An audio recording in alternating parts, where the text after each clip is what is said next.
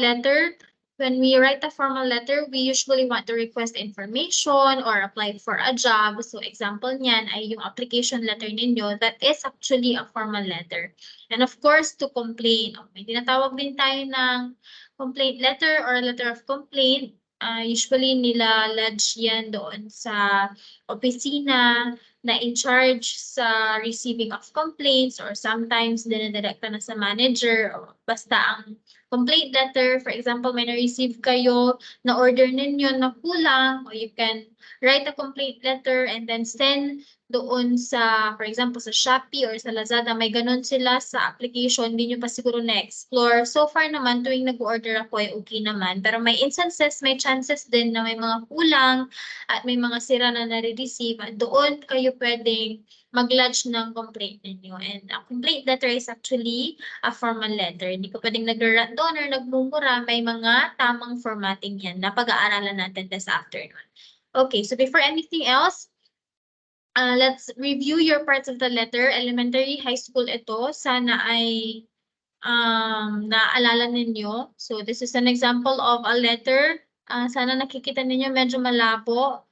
So yan, details ang tawag dyan in some other books or in, this is also known as the heading. So it contains your date and then the person you would like your letter to be addressed to. Kung kanino nyo ina-address yung letter ninyo, details ang tawag natin doon. Ang mga components ng details ay yung date and then the name of the person you would like your letter to be sent to, and then some details of that person which includes yung kanyang position, sa anong kumpanya, and then yung address ng kumpanya. Okay? And then of course, followed by itong salutation na natin, kasama pa rin siya sa details. Yung Dear Mr. Taylor, salutation yan in other books, kasama siya doon sa tinatawag natin na details. Okay, then after that, opening na. Usually dito sa opening, ang mga sinasabi natin dyan, more of like an introduction. It will sound like as if you are introducing a topic or introducing a subject matter. So may pa-intro ka muna. And then the body, dyan na yung pinakalaman ng or core message ng letter, kung ano yung gusto mo talagang sabihin. For example, noong nag-letter ako sa Campus Executive Director on the conduct of my NSTP community outreach activity, also yung details doon, syempre may date, parang April 25 ko yata sinulat yun, and then addressed to Dr. Liza L. Kimson, tapos Campus Executive Director yung position niya, Pangasinan State University, San Carlos Campus, and then address, San Carlos City, Pangasinan. So, yun yung details. And then, Madam, kwanto. Pwede siyang colon, pwede rin siyang comma. Pero in a formal letter, it is more appropriate to use the colon than the comma. Okay? So, sa friendly letter ninyo, informal yun kasi it's casual and it's addressed to people close to your heart. Pwede kang gumamit ng mga informal words doon. Pwede ka na lang gumamit ng comma instead na colon doon sa salutation mo. Pero formal letter yung pinag-uusapan natin. So, it's more appropriate to use colon instead of comma. Okay, so sa opening, doon sa letter ko, may pa-introduction pa doon. So, I told the importance of community outreach program, kung saan patungkol yung community outreach program, yun yung tinatawag natin na opening. And then sa body, doon na yung pinaka-core message ng letter ko. I am actually asking for permission from the campus executive director to allow me and my students and the 3 sections that I am handling in NSTP to conduct that community outreach program outside the campus premises. So, yun yung pinaka-body niya. And then the conclusion, what you can put there or include there is the assurance that it will cause no harm to the students. You can also emphasize there, parang itatay the knot mo siya. Kasi ang conclusion, parang mo lang nire-emphasize yung introduction mo. So, sa conclusion, pwede mo rin dyang sabihin ulit yung importance ng community outreach activity, that it is an activity that unleashes the potentials and the leadership skills of students. Ayan, pwede mong sabihin yan sa conclusion, and then the assurance na walang mangyayari sa kanila, pure ano lang, activity lang, and for the purpose of conducting or complying to the content of the syllabus para lang maisakatuparan yung nandun sa syllabus. So, ganun yung mga pwedeng ilagay natin sa conclusion. And then, of course, we have your closing. Kung mapapansin ninyo, alam kong medyo malabo, sana lakihan na lang ninyo yung mga mata ninyo dyan. Yung common misconception natin kapag nagsusulat tayo ng formal letter, and I would admit na this is also my error, yung doon sa yours sincerely, kinakapitalize ko din, parang nung high school, even college, o error ko pa rin ito even in college. Tapos parang latter part na ng college life ko na-discover na yung sa yours sincerely, dapat small letter na yung letter S sa sincerely. So, ang capital lang dyan ay yung letter Y sa yours. So, kapag yours sincerely, ika-capitalize mo yung letter Y sa yours, and then yung next word ay small letter na yan. Okay? Kasi ang common error or common misconception ng mga nagsusulat ng formal letter, yung yours sincerely or sincerely yours ay parehong capitalize siya. So, hindi. Take note of that. And what do we call this part of the letter? It's called the closing or the complementary clause. Ayun, yung hinahanap kong salita. So, these are just your terminologies. Baka na naman sabihin nyo later on sa final examination, ang tinuro ni ma'am, details, kanto. Ang sagot doon, ang nasa choices, heading. O, diba sinabi ko details, but in some other books, it's called heading. O, paano pag pinaghiwa-hiwalay siya? What do you call, what part of letter is this? Kanto, tapos June 10, 2023. Kwanto naman. O di ang sagot ay date. O baka pati yun hindi nyo pa alam. Kasi ang nandyan lang ay details, hindi siya na-specify into date or into the name, address of the person, or position of the person. Pwede kasing gawin yun sa final examination. Instead na i-generalize nila, i-specify nila, titignan nila kung alam nyo yung bawat parte ng hindi siya naka-categorize, yung naka-specify siya mismo. Okay? Closing or complementary clause, ayan. Sana malinaw yung parts of the letter natin. Details contains your date, the person that you would like your letter to be addressed to, the position of the person, the institutional affiliation of the person, and then the address of the institution of the person. Okay? And then followed by the salutation.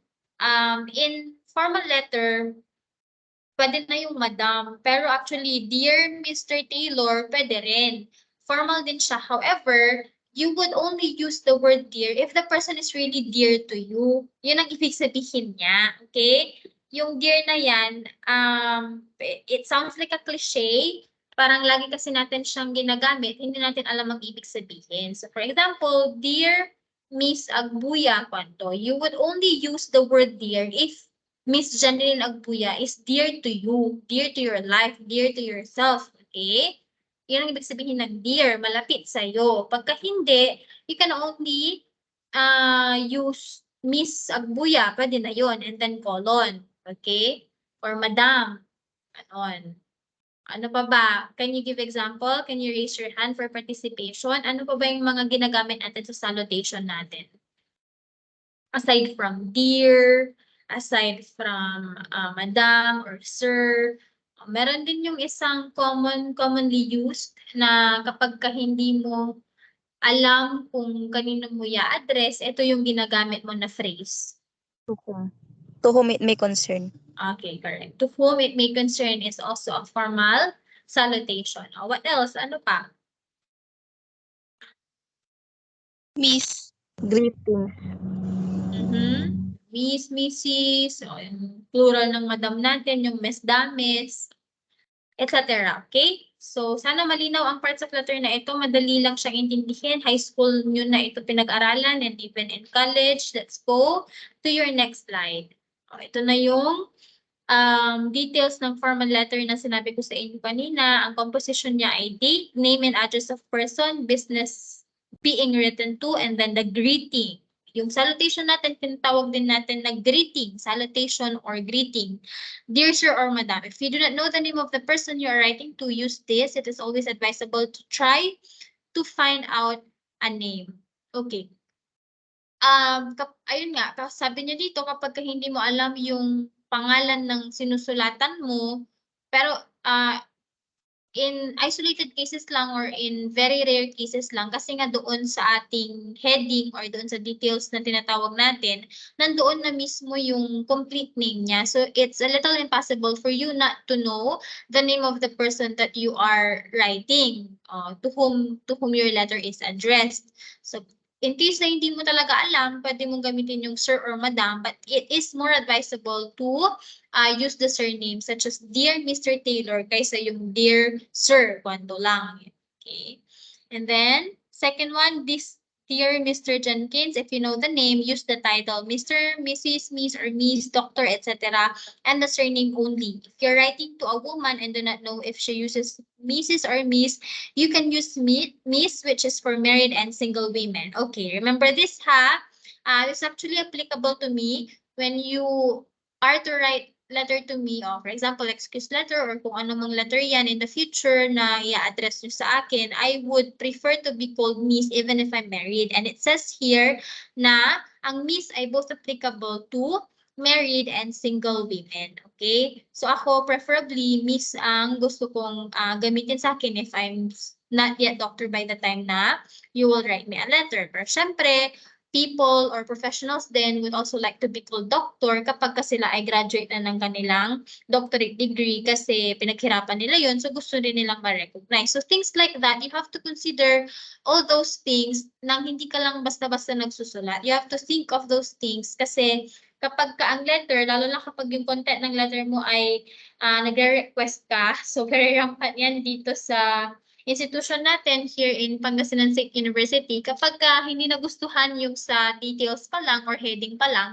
hindi nababasahin yung content. Ano ba to mali? O parang na-offend siya, mali yung spelling ng pangalan niya or hindi siya tinawag na doktor or mali yung formatting nilagay doon sa post-nominal instead na doon sa bago name. Kapag mga ganon, hindi na binabasa yung content, binabasura na yung letter. So be careful with that. Kino-consider din natin yung take ng pinag-a-addressan natin. Very crucial yung formal letter. Kapag ka-informal letter, for example, to your friend or to your mom, kahit na anong format dyan ang gamitin ninyo, okay lang kasi may personal attachment or emotional attachment or relationship kayo with the person. But if not, it's very important to follow the rules, the regulations, the guidelines, the formatting in a formal letter para ma-make sure ninyo na hindi mababasura ang inyong formal letter, okay? Ito na, formal letter opening na, clear reason for writing. As our new letterhead indicates, we have recently changed the name of our business from Fort Vancouver Manufacturing to Vancouver Manufacturing. This is an example of an opening in a formal letter. As I've said, opening will serve as your introduction. Okay, so you are providing information or detail first before the very core message or before the content of the letter itself. Ang usually kapag nag-formal letter tayo, it's either we request for something to be given to us or ayun, usually ganun. Sa opening pero, introduction lang yan. You provide information first before you say your request. Okay? Para naman may background knowledge or may idea yung magbabasa ng letter mo. Hindi yung ang sasalubong sa kanya yung request agad. For example, Dear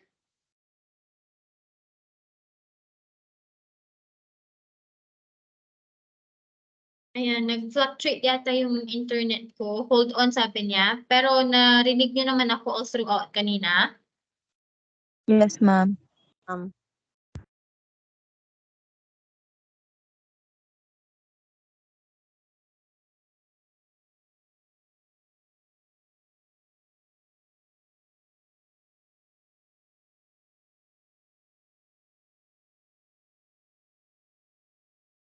Ayan. Internet. Nakakainis ako fluctuate yung internet ko. So, sige, let's continue. Sabihan nyo lang ako pagka hindi okay ang connection ko ha. Mag-chat kayo sa GC para mabasa ko. Okay? Ayan, sige, let's continue. Ito na, body naman, relevant information and questions. Again, this is just an example. You can read that. Sinabi ko naman na sa inyo kanina kung ano ang pinaka-body ng isang letter. Yan na mismo yung content, yung core message. Nandiyan na yung request. Ang importance ng introduction class, maaari kasing, again, isinasaalang-alang natin yung magiging take or kung paano siya iti-take ng reader mo, ng mambabasa mo. So usually, may introduction muna kasi pangit ang dating or pangit pakinggan kapag ibinigay mo yung letter mo tapos ang bubungad doon sa reader, doon sa pinag-aadresan mo ay ganito. Dear Miss Agbuya, I would like to request for 3 million pesos, Canton Tampol.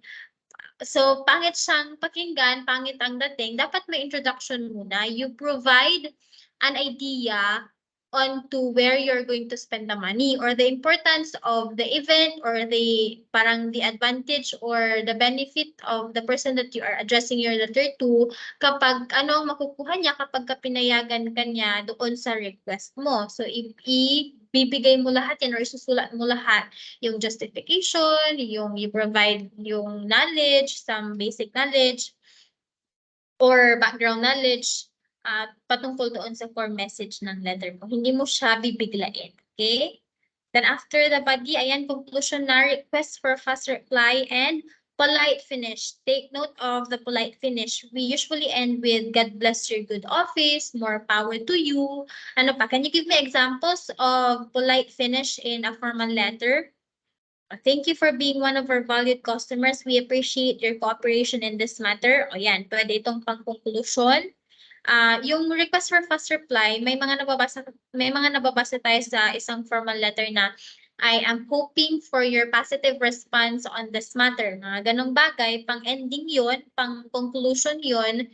O yun, yung I am hoping for response on this matter, yun yung tinutukoy sa reply, response. O fast, parang yung fast kasi na sinasabi dito, pag mababasa yan ng reader mo, parang mabibwisit siya na ano ba naman itong nagre-request na to or nagle-letter sa akin, ang demanding. So, mas importante sa akin yung second idea sa conclusion na polite finish. So, can you give me examples of polite finish in a formal letter? Can you raise your hand?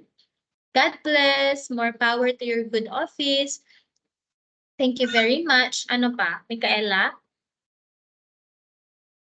Ma'am? Nasabi na ma'am, yung thank you sana yung sasabihin ko andyan na pala sa... Okay, so yung thank you.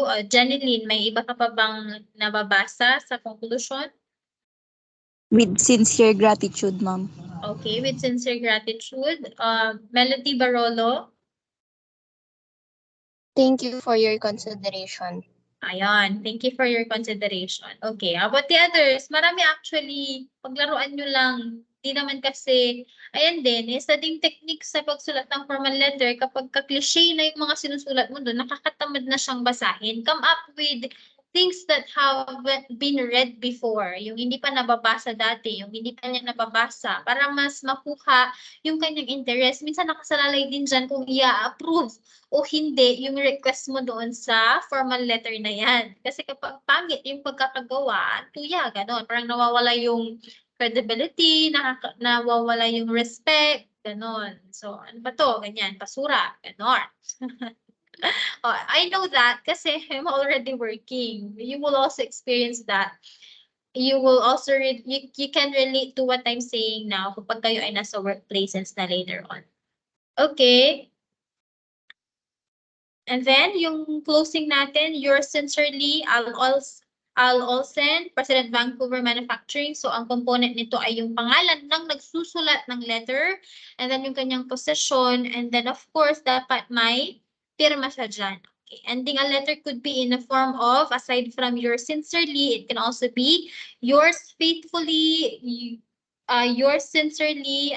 Ayan, your signature ay mali yan, iba yan. So, ang sinasabi lang dyan ay you have to sign on top of your name for the legitimacy of the letter. Kapag walang pirma yung letter, hindi siya legitimate. Ibig sabihin, minsan pinapabalik pa. Ibalik nyo to, bakit to walang pirma? O di, baka hindi pa siya sure or hindi pa final yung mga pinagkasabi nyo dyan sa letter kasi wala pa siyang signature. So the signature is for the purpose of the finality and the legitimacy of the formal letter. Sabihin, legit siya and legit, meaning it's legal kasi may perma.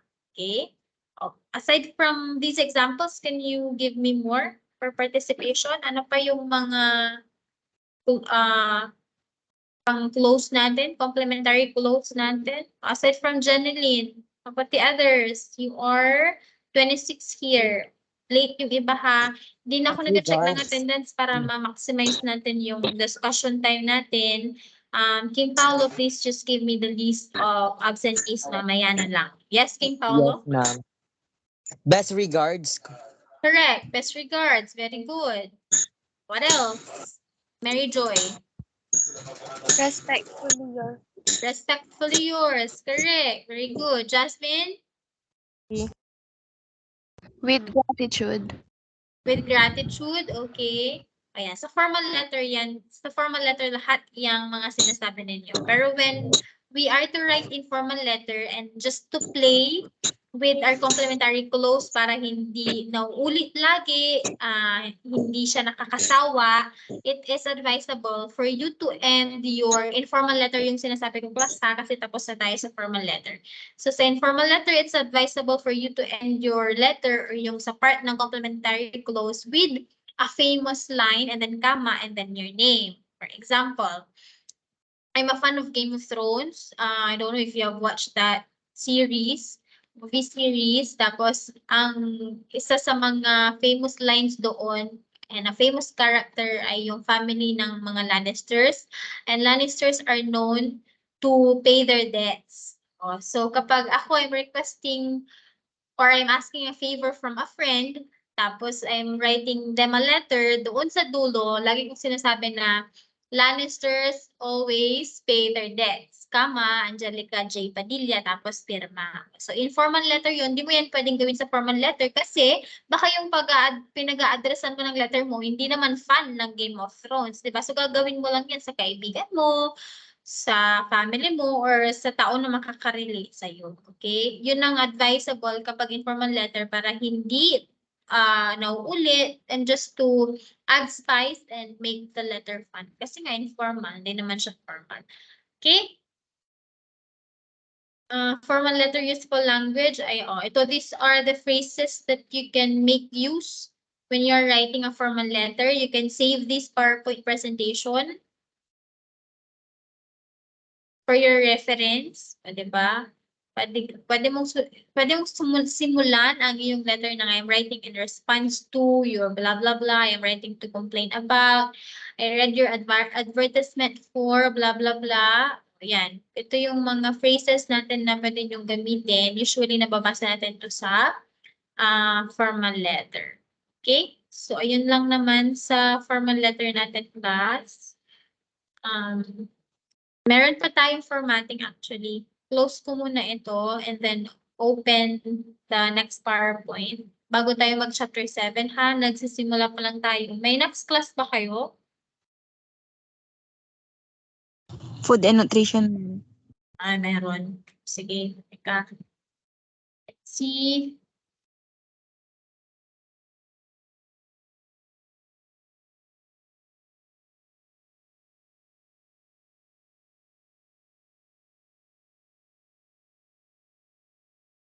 Ito, business letters are formal letters. Ito yung isang PowerPoint presentation natin. Dito natin makikita yung formatting naman, kung paano natin isinusulat technically ang isang formal or business letter. So, meron dito.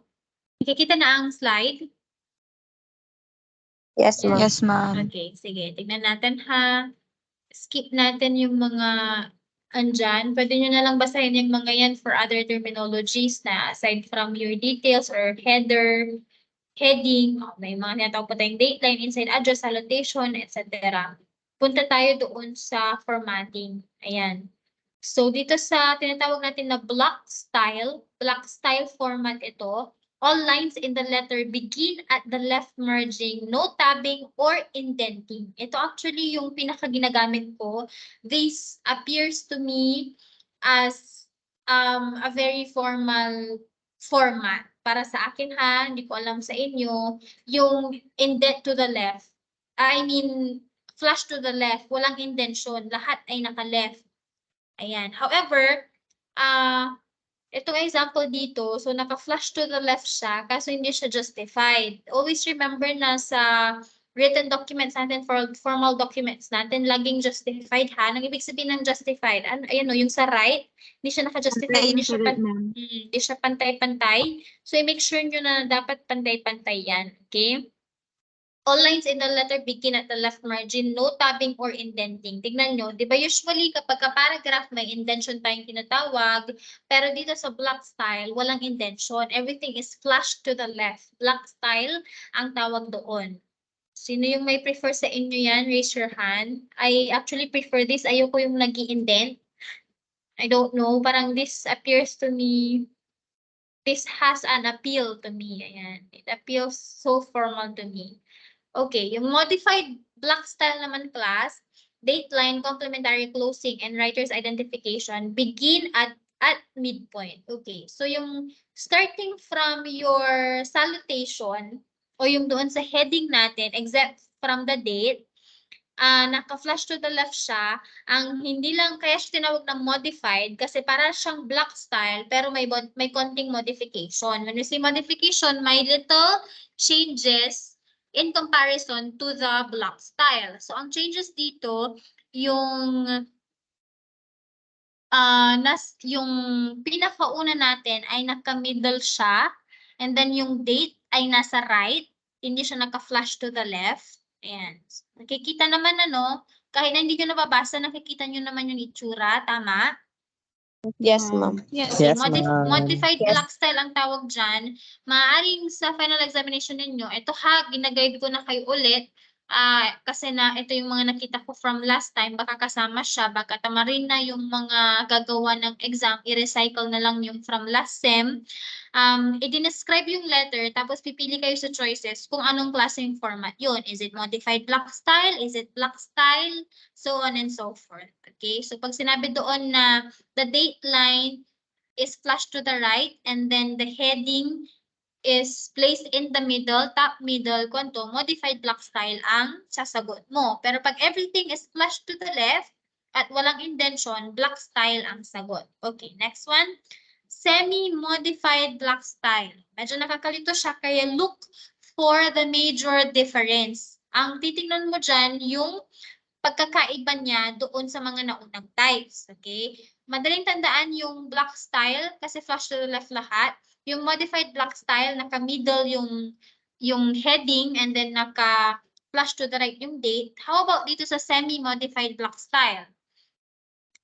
Ang tatandaan nyo dito, bukod sa naka-middle yung heading, ano pa ang naka-middle? Yung date. Correct. So date line, complementary closing, and writer's identification begin at midpoint, and all body paragraphs are indented or tabbed over. Okay? So nakagitna, on top most of the paper, naka-middle ang heading and then the date, tapos flush to the left, yung sino ito? Yung pag-a-addressan ng letter, yung okay, maaring nalilito na kayo ha. Yung doon sa gitna class na tinatawag nating heading, kayo actually yan. Hindi yan yung pag-a-addressan nyo kasi naka-flash to the left pa rin yung person na pag-a-addressan nyo ng letter. Okay, balikan natin dito sa modified block style. Yung Miss Eva Louis, sana nababasa ninyo, yung naka-flash to the left, yun yung pag-a-addressan ng letter. Yung Mary E. Claybell, ikaw yan. Kaya nga doon sa sincerely, Mary Claybell. Nakuha? Yes, Information ma'am. Okay. Information mo ma'am. yung nasa top middle. At yung naka-flash to the left ay yung taong pinag-a-addressan mo ng letter. Malinaw yun ha. Ang best example nito, para mas maintindihan nyo palalo, sa resume din natin, yun yung naalala ko. Sa resume, nakagitna yung pangalan mo, yung email address mo, yung contact number mo, and then address mo. Ayan. Bago yung objective, etc. Pero it's not a letter, yung resume it's not a letter.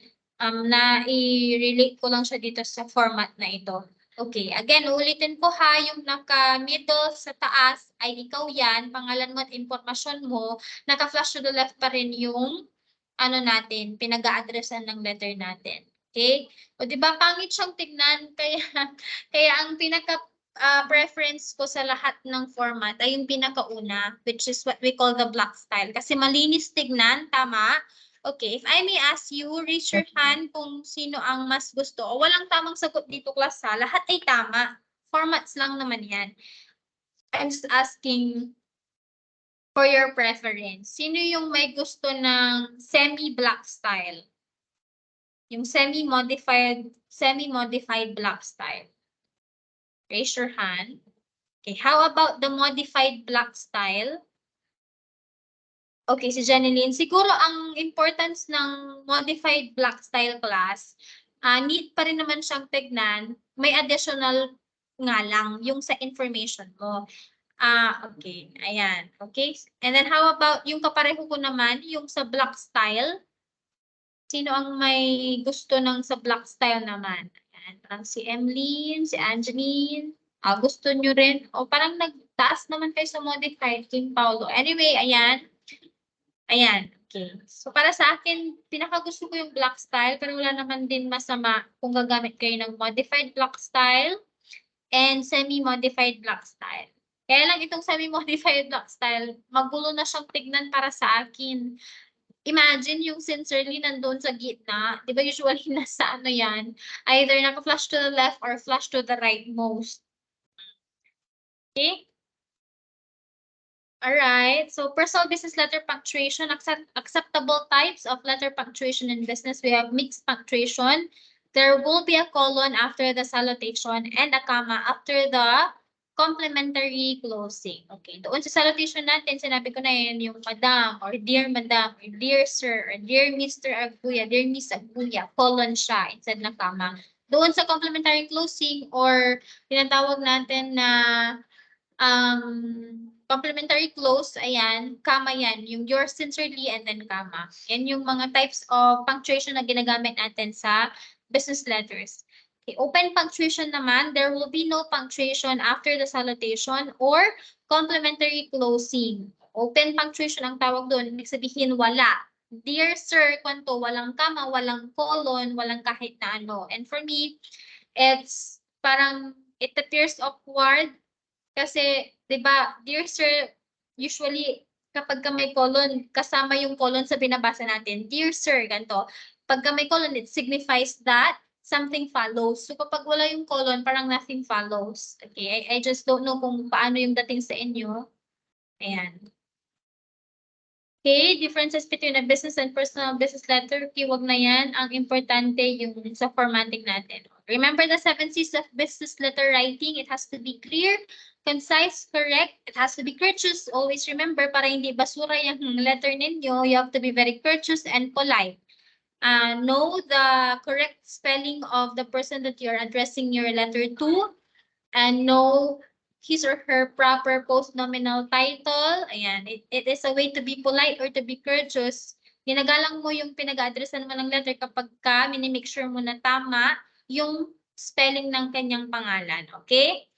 Conversational, para hindi nakakatamad basahin, it has to be, it seems like the paper is talking to you. It's conversational. It should be convincing, and of course, it should be complete. Hindi ka pwedeng mag cliffhanger dyan. Hindi yan movie na may season 2 na magki-cliffhanger ka. It should be complete. Again, I repeat, clear, concise, correct, courteous, conversational, convincing, and complete.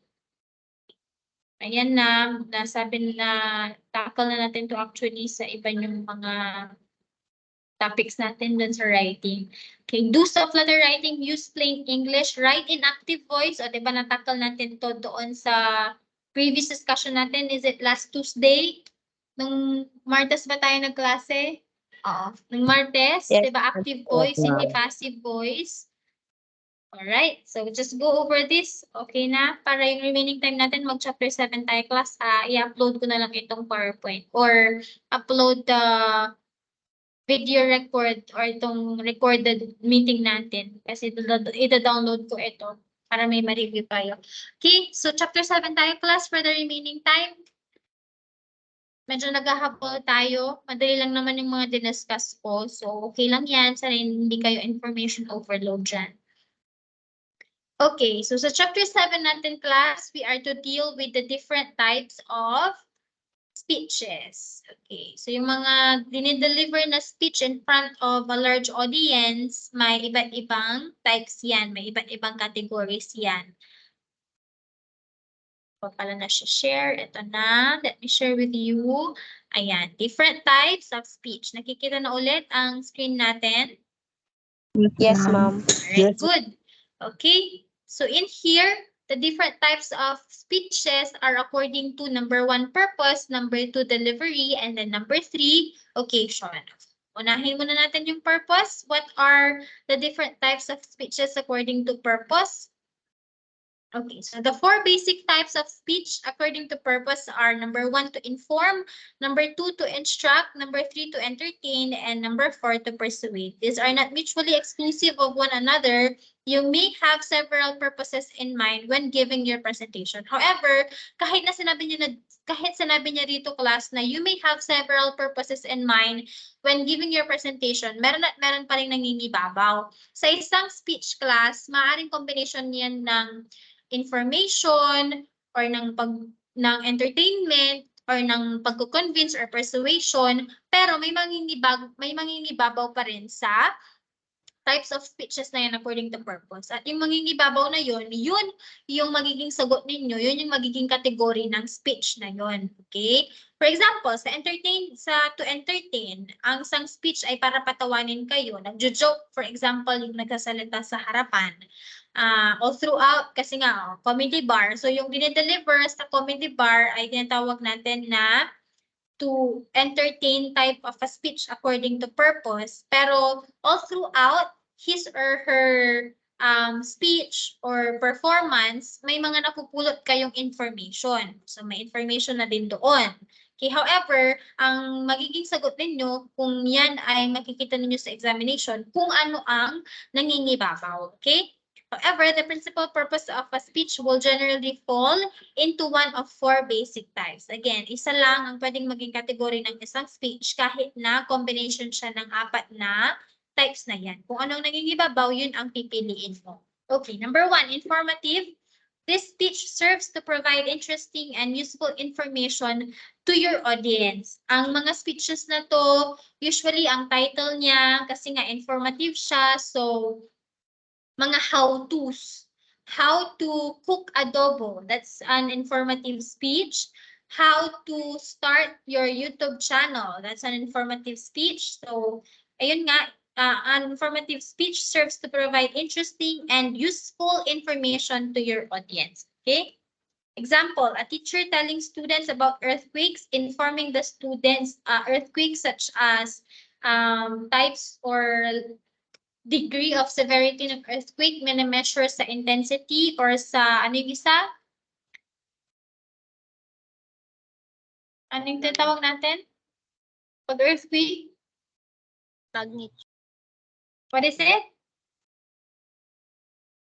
Magnitude. Magnitude. Ayun, correct. Very good. Ayan. So kapag ang teacher nagle-lecture patungkol sa earthquake, ang speech na yon ay informative speech. Or a student talking about her research is also an example of an informative speech. Okay. Another example, a travelogue about the Tower of London, a computer programmer speaking about new software. These are your examples of informative. Okay, second type of speech according to purpose, we have demonstrative. This has many similarities with an informative speech because in a person demonstrating something or showing demonstration, nagpo-provide siya ng information. Tama? However, what's the main difference kaya? A demonstrative speech also teaches you something. The main difference lies in including a demonstration of how to do thing you are teaching. Okay, so yung sinabi ko kanina na how to cook adobo, that may be an example of an informative speech. However, kapag ka ipinakita na sa inyo, habang nagkasalita siya, habang nag-speech siya, ipinakita na kung paano yung pagluluto mismo, demonstrative na siya. Nakuha yung difference? Yes, ma'am. Okay. Yes, ma'am. Right?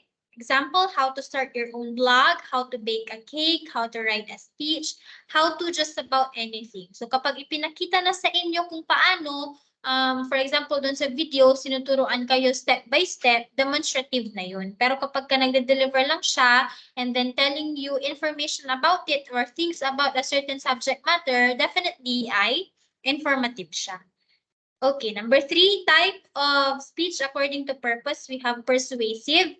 From the word itself, the speaker is trying to convince you, trying to persuade you into believing her or into doing something that the speaker wants you to do. Okay, so a persuasive speech works to convince people to change in some way they think, the way they do something, or to start doing something that they are not currently doing. That's persuasive. Kino-convince ng speaker yung kanyang audience na maniwala sa kanya or gawin kung ano man yung pinapagawa niya. That is persuasive speech. Example, become an organ donor. Ganito. So, kapag ka nagde-deliver ng speech ang isang speaker about this, tapos persuasive yung type of speech niya, malalaman nyo na persuasive yan kapag ka nagsasabi siya ng mga impormasyon para ma-convince ka niya na mag-donate ng organ or mag-donate ng blood. Huwag na yung organ kasi syempre walang may gusto sa atin unless family member mo yung pagdodonatean mo, di ba? Pwede rin naman, i-convince ka niya through money, bibigyan ka niya ng 3 milyon, i-donate mo yung kidney mo, o go! Sinong mako-convince sa ganyang speech? 3 million pesos, donate your kidney, isang kidney, o dalawa naman yung kidneys mo. Okay. So for example, wag na yung organ, doon na tayo sa blood. How can the speaker convince the audience to donate blood? Ang pwede niyang sabihin ay yung advantages ng blood donation. Ang mga pwedeng maging advantages niyan sa iyo ay ma-replenish daw yung blood mo, mapapalitan ng bago. Totoo naman yun kapag nagbigay ka ng blood, tapos mag-regenerate ka na lang ng panibago dyan sa sistema mo, sa katawan mo. So, nagkakaroon ng replenishment chenes. Ano pa? It's healthy daw to donate blood.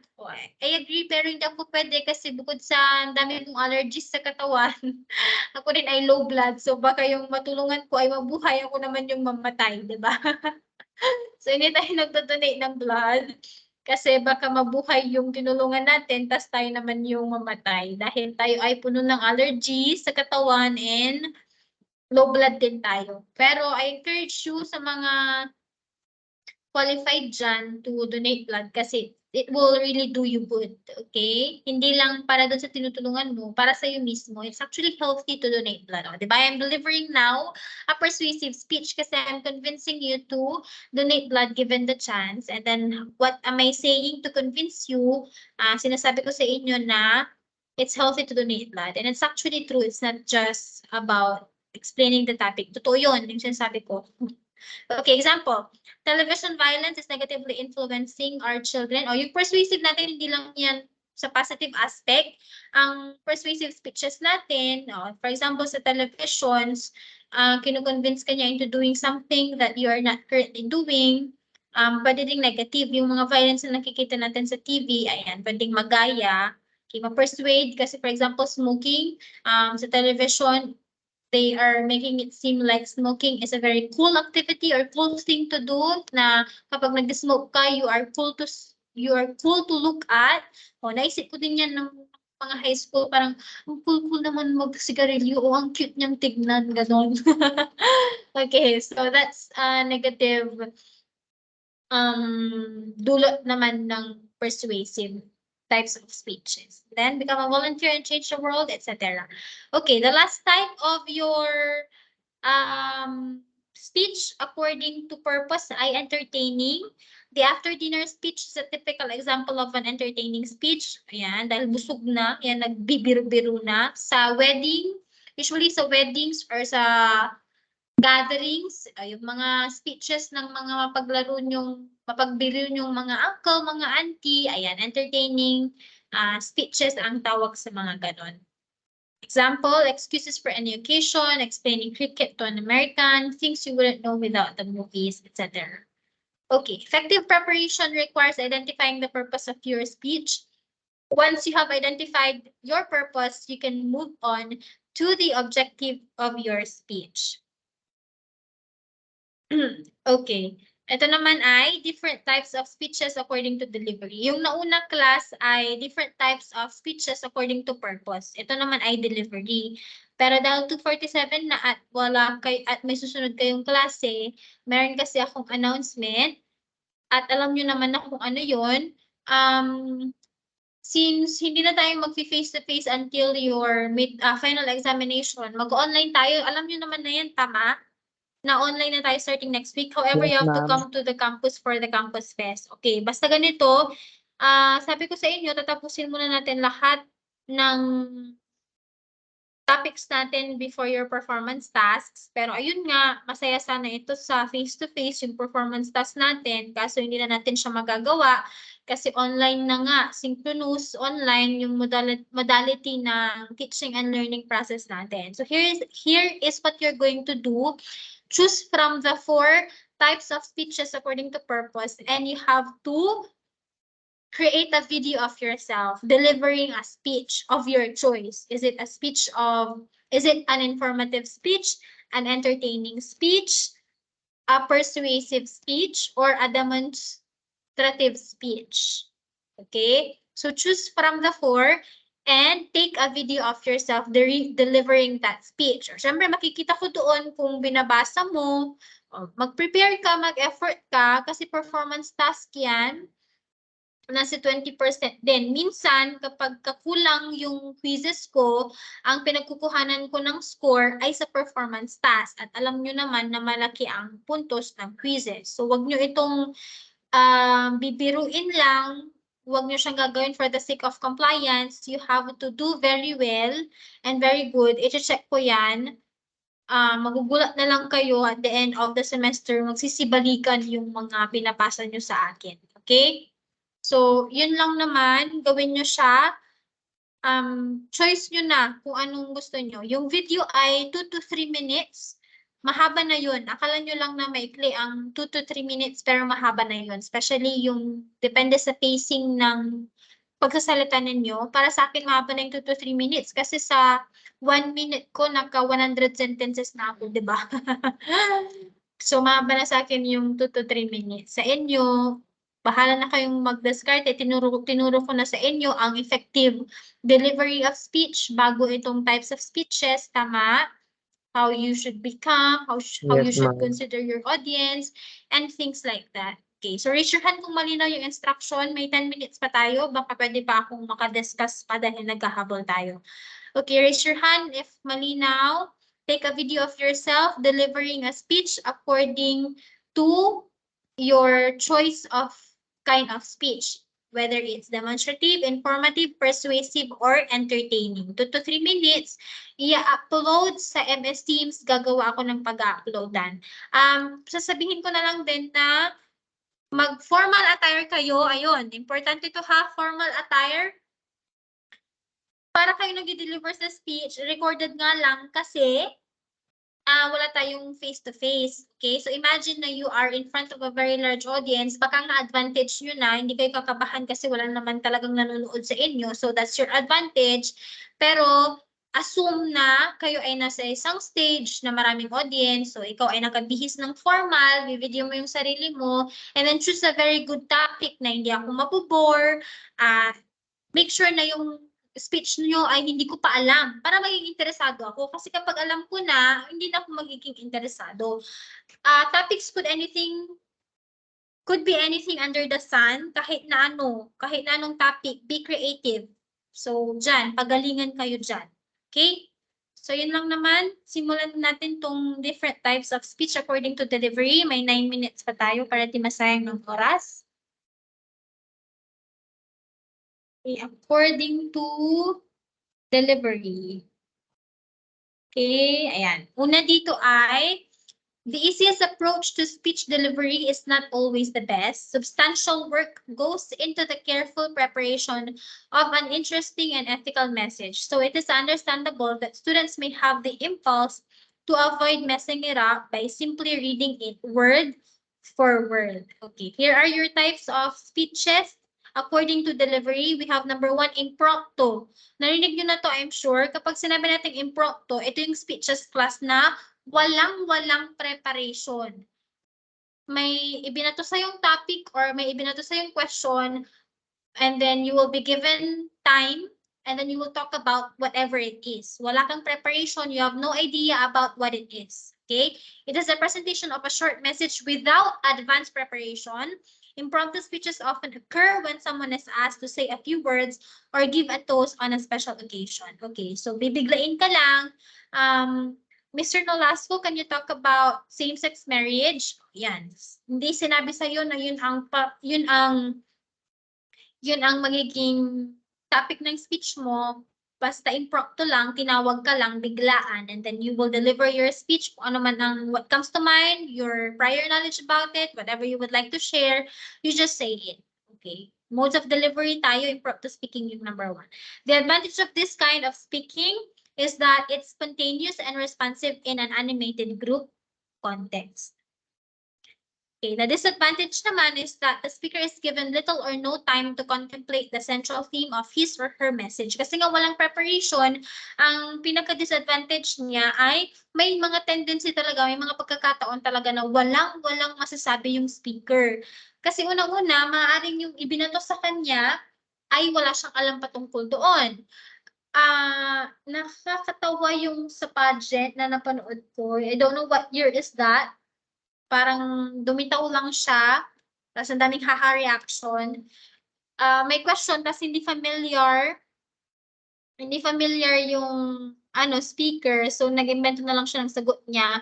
Completely far-flung or away from what the topic is all about. Nagsabi lang siya ng kung ano doon. So yun yung disadvantage ng impromptu speaking. Wala kang preparation, you did not have time to search for the subject matter, to search for information about it that you can share to your audience. Ayun, impromptu siya, basta binigay lang sa'yo and then you talk about it. Impromptu speeches are generally most successful when they are brief and focus on a single point. So since impromptu siya, mag-focus ka lang sa single point mo na, lawakin mo na lang, okay? Kahit single point lang yan, as long as it's bullseye and it's getting the point of the subject matter na ibinigay sa'yo, okay na. Kasi impromptu naman siya, wala siyang preparation. Okay, second type of speech according to delivery, we have extemporaneous speaking. Okay, so in extemporaneous speaking class, this is the presentation of a carefully planned and rehearsed speech spoken in a conversational manner using brief notes. Okay, so ito yung sinasalihan namin dati, extemporaneous speaking. Binibigay naman sa amin yung theme. Okay, so the questions will revolve around the theme. So kahit na hindi mo pa alam yung exact question, meron ka nang masasabi kasi magre-revolve around the theme given to you in advance. In contrast to impromptu na walang advanced preparation, sa extemporaneous, binigay naman sa'yo kung ano yung pag-uusapan mo, kung ano yung speech na i-deliver mo, kung saan patungkol. Bibigay sa'yo yung theme, for example, and then doon, the questions will revolve around that theme. So, mag-iisip ka na, mag-anticipate ka na kung anong question na yun. Kahit na hindi yun yung exactong question, yung practice mo, hindi yun ang exacto, at least may masasabi ka na kasi binigay sa'yo yung tema. Okay? By using notes rather than a full manuscript, the extemporaneous speaker can establish and maintain eye contact with the audience and assess how well they are understanding the speech as it progresses. Yung mga nasa TEDx natin, kung napapanood nyo yung mga yun, examples yun ng extemporaneous speaking. Binigyan sila ng topic or pinaghandaan nila yung speech na i-deliver nila in front of a large audience. Tapos meron silang hawak na index cards or little notes. Tapos bulleted lang yung mga yon to serve as a guide or structure ng kanilang buong speech para lang hindi nila makalimutan. Siyempre, hindi yun manuscript, hindi yun kabuuan ng script ng kanilang speech, hindi yun yung per sentence, pero bullets lang yun to remind them on what to say next, how to end their speech, or how to inject a joke in the middle of their speech, etc. Extemporaneous speaking ang tawag natin sa mga yun. Okay? What else? Speaking extemporaneously has some advantages. It promotes the likelihood that you, the speaker, will be perceived as knowledgeable and credible. Of course, you will be perceived here as knowledgeable and credible kasi nga pinaghandaan mo na. Nag-research ka na syempre ng mga impormasyon patungkol doon sa topic para may ma-share ka. Okay, so the audience will think na, oh, the speaker is very smart, she knows a lot, pero ni-research mo pala. Wala namang masama doon kasi sa manner ng speech na ito ay pinaghahandaan naman talaga in contrast doon sa impromptu natin. Okay. In addition, your audience is likely to pay better attention to the message because it is engaging both verbally and non-verbally. Extemporaneous speaking is engaging in a manner that it is delivered conversationally. Nakikipag-usap lang yung speaker sa'yo as an audience. Okay? Kwentuhan lang, nakikipag-usap siya sa'yo. Dapat conversational manner. Okay?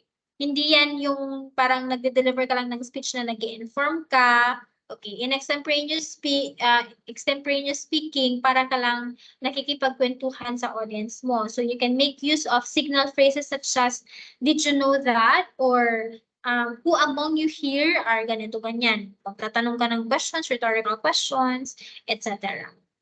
Okay. The disadvantage naman of extemporaneous speaking is that it requires a great deal of preparation for both the verbal and the non-verbal components of the speech. Adequate preparation cannot be achieved the day before you are scheduled to speak. Okay, so merong ample time for preparation dito. Paghahandaan mo talaga. Hindi yan putyo-putyo lang. You can really take so much time before delivering an extemporaneous speech. Kailangan mag-prepare ka talaga. Pag-aaralan mo kung saan banda ka gagamit ng hand gesture, or saan ka ngingiti, saan ka magpa-frown, saang parte ng speech mo ka pwedeng maging so much energetic or maglaylo ng konti. Sure, yung mga non-verbal natin, naituro ko na yun sa inyo last time. Yung sa voice, kung hihinaan mo ba siya, lalakasan mo ba, gagamit ka ba ng hand gesture mo dyan, etc. Okay, so let's stop sa extemporaneous speaking. Summarize lang natin for the remaining minute. Ang types of speeches na napag-aralan natin so far ay yung apat according to purpose. So we have informative, we have demonstrative, we have persuasive, and entertaining. Yan yung apat na speeches according to purpose. Yung dalawang speeches naman na napag-aralan natin according to delivery, mode of delivery, yung impromptu, walang preparation, opposite niya ay extemporaneous, yun yung may preparation. Okay? So ayun lang for this afternoon. Iko-continue na lang natin itong chapter 7 sa susunod na meeting. Okay, class. Ito pala, hindi ko nasabi, ang deadline nung task ninyo, kapag magbibigay ako sa inyo ng task, hindi lang kapag time natin o oras natin. Okay? Gagawin nyo siya on weekend, Saturday, Sunday. Nung susunod kami, Saturday and Sunday naman namin ginagawa. May magkapatulfo ba sa inyo dyan? Nagpa-assignment si Ma'am Jill ng weekends kanyo. Bagsak ko na lang kayo, ano? So please, sana walang mag-complain, walang magpatulfo. Gawin ang pinapagawa ko sa inyo ng Saturday and Sunday. Ang deadline niya ay Monday, 12 o'clock a.m. Ibig sabihin, madaling araw ng Lunes. So matagal pa, sana magawa ninyo. Okay? So that is it for this afternoon. Do you have any questions? Gagawa na lang ako ng pagta-turn inan ng video. Pagta-turn inan ng video sa MS Teams natin. Yung paggamit nyo ng cellphone ninyo, pag video nyo sa sarili ninyo ay patayo, hindi yung pahiga. Patayo na lang para lahat kayo ay pare-pareho, and then I will upload yung mga magaganda. Upload ko na lang lahat para fair. Okay? Sige na, dahil may klase pa kayo, I'll end the meeting now. Goodbye, class. Don't forget to send me the Bye, list of ma'am. Thank you po. the list of absentees, King Paulo, kasi 25 lang kayo. Maraming hindi nag-attend, King Paulo. Ma'am, wait lang po. Ano ma'am, yung mga hindi po umaten, is player po sila, nagtatry o ay nagpa-practice po sila. Okay. Sige, kahit na i-ano mo pa rin, i-send mo pa rin sa akin yung names nila, okay? Sige po ma'am. Thank you po. Okay, balikan na lang nila itong recorded meeting natin. Goodbye class, attend na kayo sa next subject ninyo. Bye, ma'am.